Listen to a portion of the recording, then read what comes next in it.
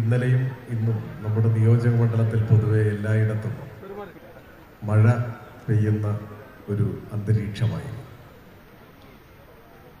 ഇപ്പോൾ മഴ തകർത്ത് പെയ്യുന്നില്ലെങ്കിലും മഴ തോർന്നിട്ടില്ല. പുറത്ത് മഴ ചെറുതായി പെയ്തുകൊണ്ടിരിക്കുകയാണ്. നമ്മുടെ യോഗം ആരംഭിക്കുമ്പോൾ സാമാന്യം നല്ല മഴയും കാറ്റും ഇവിടെ ഉണ്ടായിരുന്നു. പക്ഷേ ഇന്നലെയും ഇന്നുമായി നമ്മുടെ നിയോജക മണ്ഡലത്തിലെ സ്ഥാനാർത്ഥി പര്യടന പരിപാടികളിൽ ഒന്നുപോലും കാലാവസ്ഥ പ്രതികൂലമായതിൻ്റെ പേരിൽ മാറ്റിവെക്കുകയുണ്ടായില്ല എന്നതാണ് പ്രത്യേകത.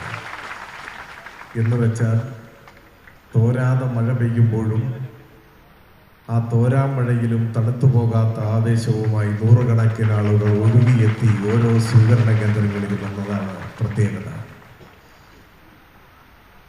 ഒരു മഴയ്ക്കും ഞങ്ങളുടെ കരുത്തിനെ തണുപ്പിച്ച് കളയാനാവില്ല എന്ന പ്രഖ്യാപനമാണ് ഓരോ കേന്ദ്രങ്ങളിലും എത്തിയ മനുഷ്യർ പങ്കുവച്ചത്. ഇതൊരു മാറ്റമാണ്. നമ്മുടെ നാടാകെ ഉറച്ച ഒരു തീരുമാനമെടുത്തു എന്ന് തോന്നിപ്പിക്കുന്ന ഒരു മാറ്റം. എന്ത് തന്നെ സംഭവിച്ചാലും ഇത്തവണ നിലമ്പൂരിൽ ഇടതുപക്ഷം തിളക്കമാർന്ന വിജയം നേടും എന്ന് ഈ നാട് ഉറപ്പിക്കുകയാണ്. അത് മുഖ്യമന്ത്രിയുടെ പ്രസംഗത്തിൽ പ്രധാനമായും പരാമർശിച്ച സാഹചര്യങ്ങളുടെ പശ്ചാത്തലത്തിലാണ്. കേരളത്തിൻ്റെ ചരിത്രമെഴുതുന്ന ഒരാൾ ഏതെങ്കിലും ഒരു കാലത്തെ കേരളത്തിൻ്റെ സുവർണകാലം എന്ന് വിശേഷിപ്പിക്കുമെങ്കിൽ നിസ്സംശയം പറയാനാവും അത് കഴിഞ്ഞ 9 കൊല്ലമാണ് എന്ന്. ഇതൊരു അവകാശവാദമല്ല, മറിച്ച് സാധാരണക്കാരായ മലയാളികൾ അവരുടെ നിത്യജീവിതത്തിൽ അനുഭവേദ്യമാകുന്ന യാഥാർത്ഥ്യങ്ങളുടെ അടിസ്ഥാനത്തിൽ എത്തിച്ചേരുന്ന ബോധ്യമാണ്. അതാണ് ഇവിടെ മുഖ്യമന്ത്രി വിശദീകരിച്ചത്. നമ്മുടെ നാട് എത്ര മാറി. ഭൂതകാലം പെട്ടെന്ന് മറന്നു പോകുന്നവർ ഒരുപക്ഷെ പഴയതൊന്നും ഓർക്കുന്നുണ്ടാവില്ല. എന്നാൽ നമുക്കങ്ങനെ എളുപ്പത്തിൽ മറക്കാവുന്നതല്ല കഴിഞ്ഞ കാലം. ഇന്നലകളിലേക്കൊന്ന് എത്തി നോക്കിയാൽ ഇന്ന് നമ്മുടെ നാട് എത്രമാത്രം മാറി എന്ന് ഓരോരുത്തർക്കും തിരിച്ചറിയാനാവും. അക്കാര്യങ്ങളെല്ലാം വളരെ വസ്തുനിഷ്ഠമായി ഇവിടെ കേരളത്തിൻ്റെ മുഖ്യമന്ത്രി ഈ യോഗത്തിൽ വിശദീകരിക്കുകയുണ്ടായി. അത് ആവർത്തിക്കണമെന്ന് ഞാൻ ആഗ്രഹിക്കുന്നില്ല. ദീർഘമായ ഒരു വോട്ടഭ്യർത്ഥന പ്രസംഗത്തിലേക്ക് കടക്കുന്നുമില്ല. ഇടതുപക്ഷ ജനാധിപത്യ മുന്നണിയുടെ സമുന്നതരായ നേതാക്കന്മാരെല്ലാം ഈ വേദിയിൽ സന്നിഹിതരാണ്. അവരെല്ലാം തുടർന്ന് സംസാരിക്കുമെന്നാണ് ഞാൻ പ്രതീക്ഷിക്കുന്നത്. മുഖ്യമന്ത്രി പങ്കെടുക്കുന്ന എടക്കരയിലെ യോഗത്തിലേക്ക് കൂടി പോകേണ്ടതുള്ളതുകൊണ്ട് മാത്രമാണ് ആദരണീയരായ ഈ നേതാക്കന്മാർ പ്രസംഗിക്കുന്നതിന് മുൻപ് 2 വാക്ക് പറയാം എന്ന് ഞാൻ ഉദ്ദേശിച്ചത്. ഞാൻ പറഞ്ഞു വന്നത് കേരളത്തിലുണ്ടായ മാറ്റങ്ങളെക്കുറിച്ചാണ്. നോക്കൂ, നിങ്ങൾ ഇപ്പോൾ പവർ കട്ടും ലോഡ് ഷെഡിങ്ങും ഇല്ലാത്ത സംസ്ഥാനമാണ് കേരളം. മുൻപ് എങ്ങനെയായിരുന്നു? UDF-ന്റെ ഭരണകാലത്ത് ഒടുവിൽ 1 മണിക്കൂറായിരുന്നു പവർ കട്ട്. അപ്രഖ്യാപിത പവർ കട്ട് എന്ന പേരിൽ ഗണ്യമായ സമയവും വൈദ്യുതിയില്ലാത്ത അനുഭവം ഏറ്റുവാങ്ങേണ്ടി വന്ന ദൗർഭാഗ്യവാന്മാരും ദൗർഭാഗ്യവതികളുമായിരുന്നു മലയാളികൾ. മണ്ണെണ്ണ വിളക്കും മെഴുകുതിരിയും കാത്തുവെച്ച വീടുകൾ, ഇന്നതെല്ലാം പഴയൊരു ഓർമ്മ മാത്രം. എത്ര പെട്ടെന്നാണ് നമ്മുടെ നാട് മാറിയത്. 2 ആഴ്ച മുൻപ് കേരളത്തിലെ പള്ളിക്കൂടങ്ങൾ തുറന്നു. സ്കൂള് തുറക്കുന്നതിന് മുൻപ് കുട്ടികളുടെ കയ്യിൽ പാഠപുസ്തകങ്ങൾ എത്തി. UDF ഭരിക്കുന്ന കാലത്ത് സ്കൂള് തുറക്കുന്നത് പോയിട്ട് പരീക്ഷ എത്തിയപ്പോഴും പാഠപുസ്തകം കിട്ടാതെ എത്ര പ്രക്ഷുബ്ധമായി നമ്മുടെ വിദ്യാഭ്യാസ രംഗം. പരീക്ഷക്കാലത്ത് പോലും പാഠപുസ്തകം കൊടുക്കാനാവാത്ത അന്നത്തെ വിദ്യാഭ്യാസ വകുപ്പിന്റെ മന്ത്രി പറഞ്ഞ ന്യായം ഇന്നും അദ്ദേഹത്തെ പരിഹാസ്യനാക്കിക്കൊണ്ട് അന്തരീക്ഷത്തിലുണ്ട്. ഞാൻ ആളുടെ പേര് പറയാനോ അദ്ദേഹം പറഞ്ഞ അപഹാസ്യമായ ന്യായം ഓർമ്മിപ്പിക്കാനോ ആഗ്രഹിക്കുന്നില്ല. പക്ഷേ മലയാളികളുടെ മനസ്സിൽ അതെല്ലാം ഉണ്ട്. കാലം അങ്ങനെ മാറുകയാണ്. പവർ കട്ടില്ലാത്ത കാലം, പള്ളിക്കൂടം തുറക്കുന്നതിന് മുൻപ് പുസ്തകങ്ങൾ കിട്ടുന്ന കാലം, ക്ഷേമ പെൻഷൻ മുടങ്ങാത്ത ഒരു കാലം, വീട് എന്ന സ്വപ്നം യാഥാർത്ഥ്യമായ 5 ലക്ഷം കുടുംബങ്ങളുടെ ആഹ്ലാദം തിരതല്ലുന്ന കേരളം ഇങ്ങനെ മാറുകയാണ്.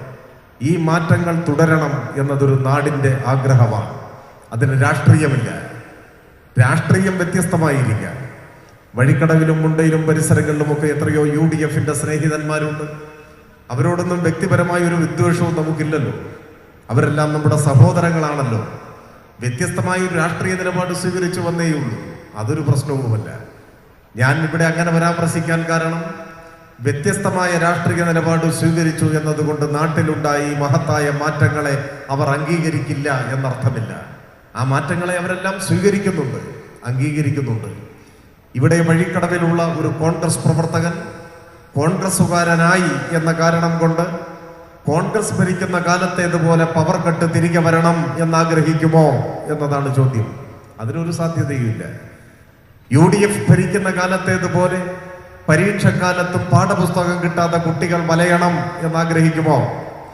UDFന്റെ ഭരണകാലത്തേതുപോലെ ക്ഷേമ പെൻഷൻ മുടങ്ങിപ്പോകണം എന്നാഗ്രഹിക്കുമോ?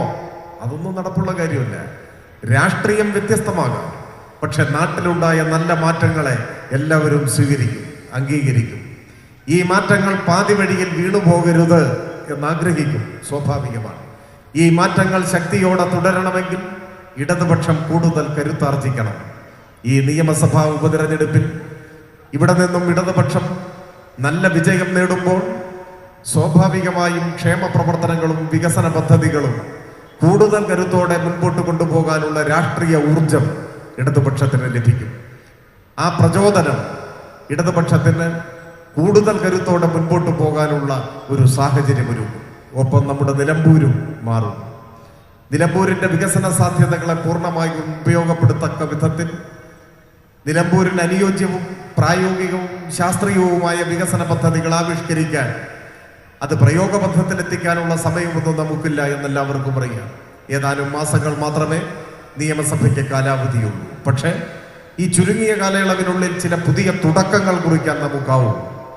നിലമ്പൂരിന് അനുയോജ്യമായ വികസന പദ്ധതികൾ ആവിഷ്കരിക്കാനും അതിന് അംഗീകാരം നേടാനുള്ള പ്രാരംഭ നടപടികളിലേക്കെങ്കിലും കടക്കാൻ കഴിഞ്ഞാൽ പോലും നിലമ്പൂരിന് അത് വലിയ നേട്ടമായിരിക്കും. ആ തുടക്കങ്ങളിൽ നിന്ന് ഭാവിയിൽ നമുക്ക് തുടർച്ചകൾ ഉണ്ടാക്കാൻ പറ്റും. ഇപ്പോ ഒരു തുടക്കം നാം കുറിച്ചാൽ 2026 കേരളം വിധിയെഴുതുമ്പോൾ തുടർച്ചയായ 3ാം ഇടതുപക്ഷ സർക്കാർ കേരളത്തിൽ അധികാരത്തിൽ വരുമ്പോൾ നാം തുടക്കമിട്ട ആ അടിത്തറയിൽ നിന്നും നിലമ്പൂരിനെ നമുക്ക് മുൻപോട്ട് നയിക്കാനാവും. അതുകൊണ്ട് ഞാൻ എൻ്റെ വാക്കുകൾ ചുരുക്കുകയാണ്. കൂടുതൽ നല്ലൊരു കേരളം, ഒരു നവകേരളം, പെൻഷൻ മുടങ്ങാത്ത, ബാക്കിയുള്ളവർക്ക് കൂടി ലൈഫിൽ വീടുകൾ ലഭിക്കുന്ന, കുട്ടികൾക്ക് പാഠപുസ്തകങ്ങൾ ആവശ്യപ്പെട്ടുകൊണ്ട് തെരുവിലിറങ്ങേണ്ടി വരാത്ത, ഇനി ഒരിക്കലും പവർ കട്ടിന്റെ ഇരുട്ടിലേക്ക് കേരളം വീണു പോകാത്ത ഒരു നല്ല കേരളം കൂടുതൽ കരുത്തോടെ യാഥാർത്ഥ്യമാകാൻ, വികസനോന്മുഖമായ ഒരു നിലമ്പൂർ ഇവിടെ യാഥാർത്ഥ്യമാകാൻ ഇടതുപക്ഷ ജനാധിപത്യ മുന്നണി വിജയിക്കേണ്ടതായിട്ടുണ്ട്. ഇടതുപക്ഷ ജനാധിപത്യ മുന്നണിയുടെ സ്ഥാനാർത്ഥിയായി മത്സരിക്കുന്നത് ഞാനാണ്.